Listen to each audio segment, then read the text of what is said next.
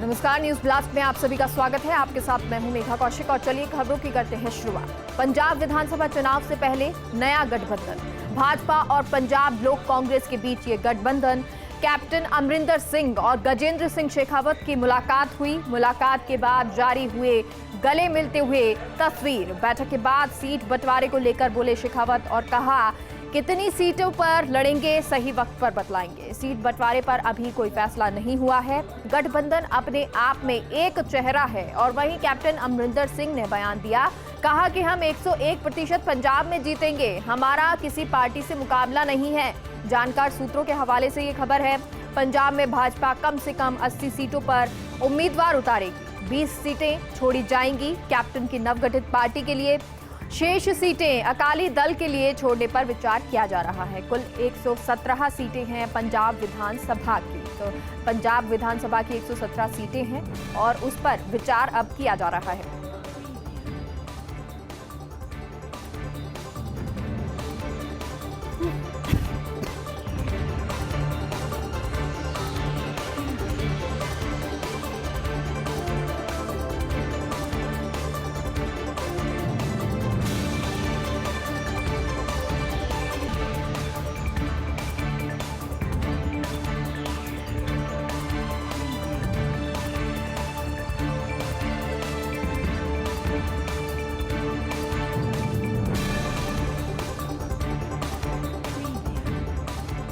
विधानसभा चुनाव से पहले नया गठबंधन और उसको लेकर अब तमाम ये जो तस्वीर है वो सामने आई है। गजेंद्र सिंह शेखावत के साथ मिलते हुए कैप्टन साहब, और इस तस्वीर के बहुत सारे मायने भी हैं। वहीं कैप्टन अमरिंदर सिंह ये बयान देते हैं और उन्होंने कहा कि हम 101% पंजाब में जीतेंगे, हमारा किसी पार्टी से मुकाबला नहीं है। जानकार सूत्र कहते हैं कि पंजाब में भाजपा कम से कम 80 सीटों पर उम्मीदवार को उतारेगी, तो वहीं 20 सीटें ऐसी होंगी जो छोड़ी जाएंगी कैप्टन की नवगठित पार्टी के लिए और शेष सीटें अकाली दल के लिए छोड़ने पर विचार किया जा रहा है। कुल 117 सीटें पंजाब विधानसभा की।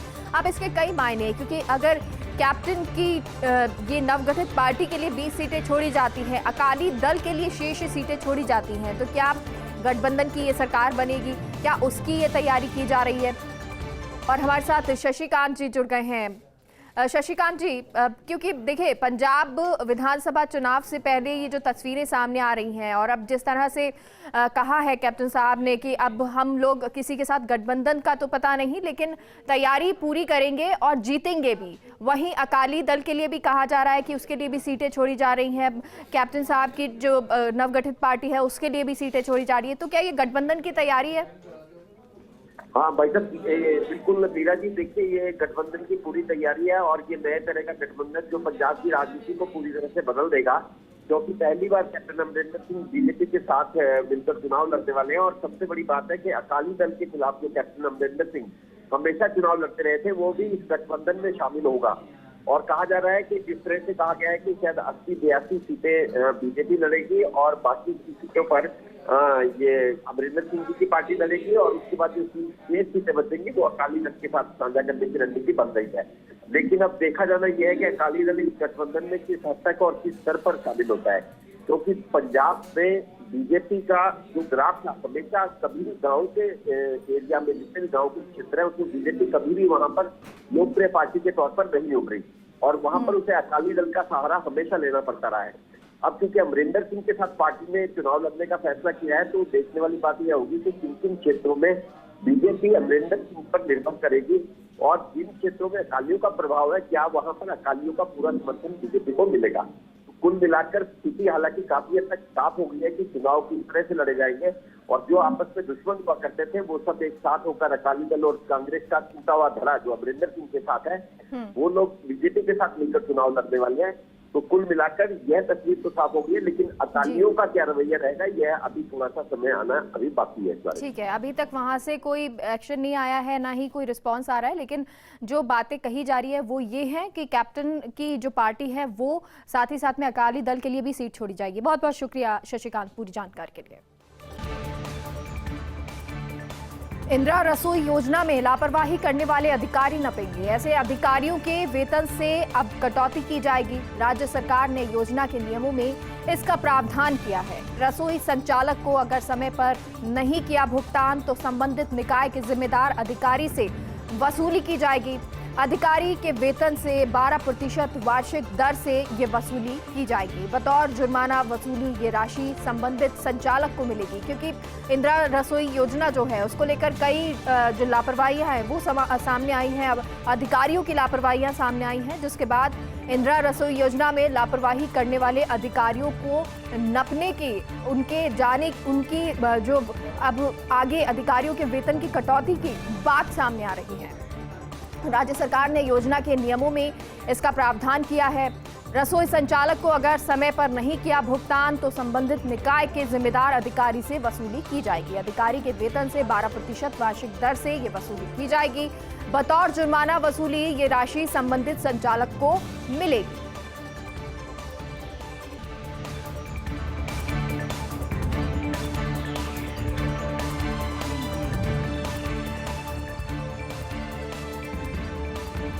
कोटा को मिलेगी एक और सौगात। कल से खुलेगा प्रदेश का सबसे बड़े Abheda biological park. CM Gehlot इसका लोकार्पण करेंगे। 126 हेक्टेयर में बना हुआ है अभेड़ा बायोलॉजिकल पार्क। असम से भालू, उदयपुर से शेर, जयपुर से बाघिन और शेरनी को किया जाएगा शिफ्ट। पार्क में 5 साल तक के बच्चों और दिव्यांगों को मिलेगी फ्री एंट्री। आमजन के लिए 50 रुपए एंट्री फीस होगी।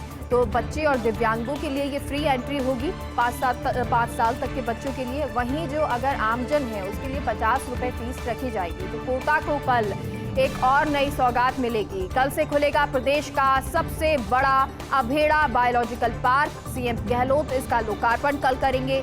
126 हेक्टेयर में बना है अभेड़ा बायोलॉजिकल पार्क। इसमें असम से भालू, उदयपुर से शेर, जयपुर से बाघिन और शेरनी को किया जाएगा शिफ्ट। पार्क में 5 साल तक के बच्चों और दिव्यांगों को फ्री एंट्री है। तो वहीं आम जन के लिए 50 रुपए एंट्री फीस रखी गई है।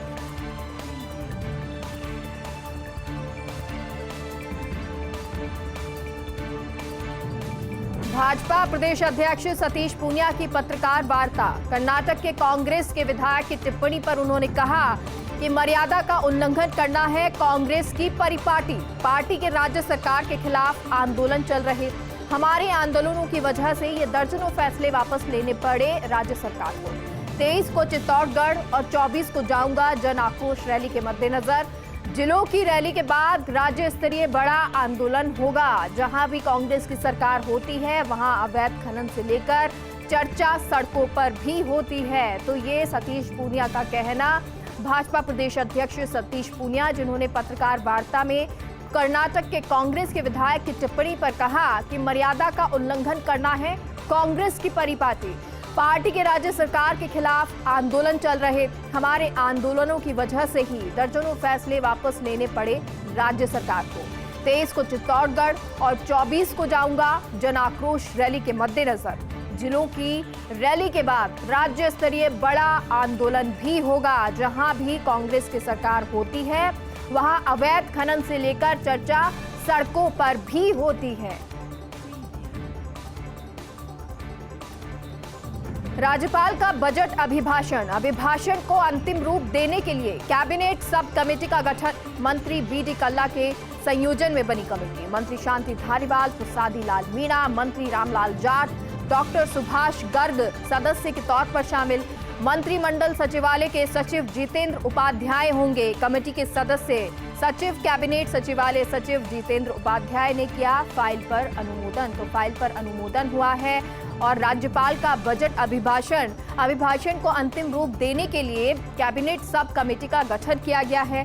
मंत्री बीडी कल्ला के संयोजन में बनी है ये कमेटी। मंत्री शांति धारीवाल, प्रसादी लाल मीणा, मंत्री रामलाल जाट, डॉक्टर सुभाष गर्ग सदस्य के तौर पर शामिल। तो मंत्रिमंडल सचिवालय के सचिव जितेंद्र उपाध्याय होंगे कमेटी के सदस्य। सचिव कैबिनेट सचिवालय सचिव जितेंद्र उपाध्याय ने फाइल पर अनुमोदन किया है। बर्ड फ्लू संकट टला, अब उत्साह और उमंग। लाखों देशी विदेशी पक्षियों पर मंडराया मौत का संकट फिलहाल टल गया है। सांभर झील में लाखों पावड़ों पर मंडराता बर्ड फ्लू का संकट अब टल गया है। लवणीय स्वाद और पक्षियों की सैरगाह के लिए विश्व विख्यात है सांभर झील।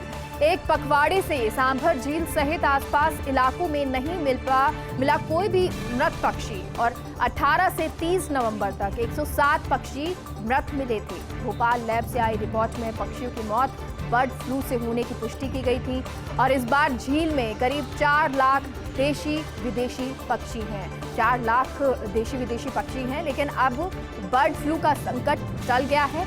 अब उत्साह और उमंग, लाखों देशी विदेशी पक्षियों पर मंडराया मौत का संकट फिलहाल टल चुका है। सांभर झील में लाखों पावनों पर मंडराता बर्ड फ्लू का संकट टल गया है। लवणीय स्वाद और पक्षियों की सैरगाह के लिए विश्व विख्यात है सांभर झील। एक पखवाड़े से सांभर झील सहित आसपास इलाकों में नहीं मिला कोई भी पक्षी मृत। 18 से 30 नवंबर तक 107 पक्षी मिले थे मृत। भोपाल लैब से आई रिपोर्ट में पक्षियों की मौत बर्ड फ्लू से होने की पुष्टि हुई थी और इस बार झील में करीब 4 लाख देशी विदेशी पक्षी हैं। बिना सूचना मुआवजा दिए खातेदारी जमीन में सड़क बनाने से जुड़ा प्रकरण है। हाईकोर्ट ने मुख्य सचिव, जिला कलेक्टर झुंझुनू, मुख्य अभियंता पीडब्ल्यूडी, भूमि आवंटन अधिकारी एवं तहसीलदार को जारी किया है नोटिस। जस्टिस अशोक कुमार गौड़ ने 2 सप्ताह में मांगा जवाब।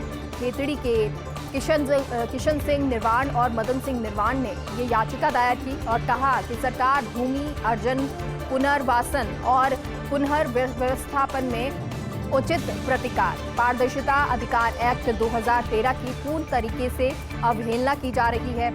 एडवोकेट अशोक वीर सिंह निवाड़ ने की याचिकाकर्ताओं की पैरवी और कहा कि पहले बनाई सड़क का नहीं दिया मुआवजा और अब बढ़ा रहे हैं चौड़ाई। तो ये पूरा सड़क बनाने से जुड़ा हुआ मामला है। बिना सूचना मुआवजे दिया खातेदारी जमीन में सड़क बनाने से जुड़ा हुआ ये प्रकरण हाई कोर्ट ने मुख्य सचिव, जिला कलेक्टर झुंझुनू, मुख्य अभियंता पीडब्ल्यूडी, भूमि आवंटन अधिकारी एवं तहसीलदार को जारी किया है नोटिस।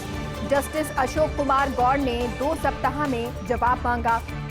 खेतड़ी के किशन सिंह निर्वाण ने और मदन सिंह निर्वाण ने दायर की याचिका और कहा कि सरकार भूमि अर्जन, पुनर्वासन और पुनः व्यवस्थापन में उचित प्रतिकार, पारदर्शिता अधिकार एक्ट 2013 की पूर्ण तरीके से अवहेलना की जा रही है। एडवोकेट अशोक वीर सिंह निर्वाण ने की याचिकाकर्ताओं की पैरवी और कहा कि पहले बनाई सड़क का नहीं दिया मुआवजा और अब बढ़ा रहे हैं चौड़ाई। पंचायत चुनाव में तीसरे और अंतिम चरण के चुनाव में वोटिंग कल है। प्रातः सुबह 7:30 बजे से शाम को 5:30 बजे तक ये मतदान होगा।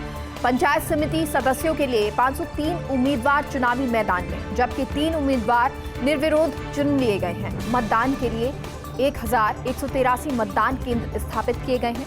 पहले चरण में 64.35 और दूसरे चरण में 68.57% वोटिंग होगी। तीन चरणों की मतदान 21 दिसंबर को होगी।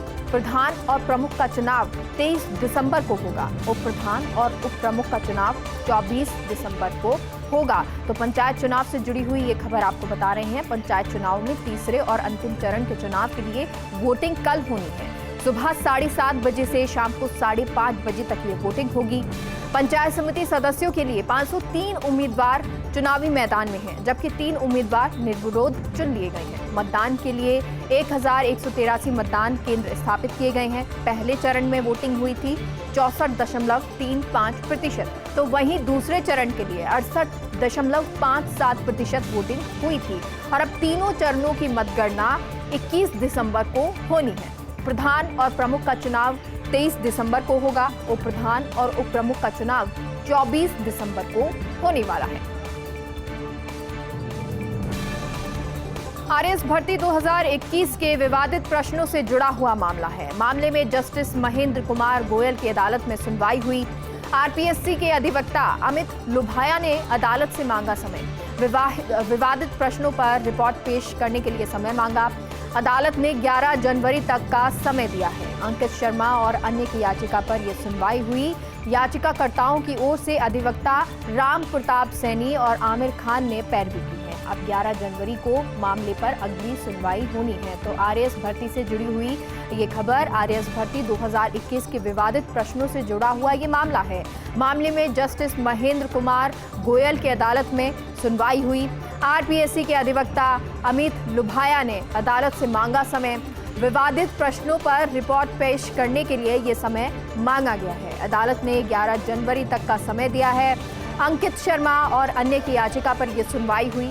याचिकाकर्ताओं की ओर से अधिवक्ता राम प्रताप सैनी और आमिर खान ने यह पैरवी की है। अब 11 जनवरी को इस मामले में अगली सुनवाई होगी। तो आरएएस भर्ती 2021 के विवादित प्रश्न, क्योंकि जब प्री का पेपर हुआ तो कई ऐसे प्रश्न थे जो विवादित रहे और जिनको लेकर अब याचिका लगाई गई थी। ये याचिका मामले में जस्टिस महेंद्र कुमार गोयल की अदालत में सुनवाई हुई। आरपीएससी के अधिवक्ता अमित लुभाया ने अदालत से समय मांगा है।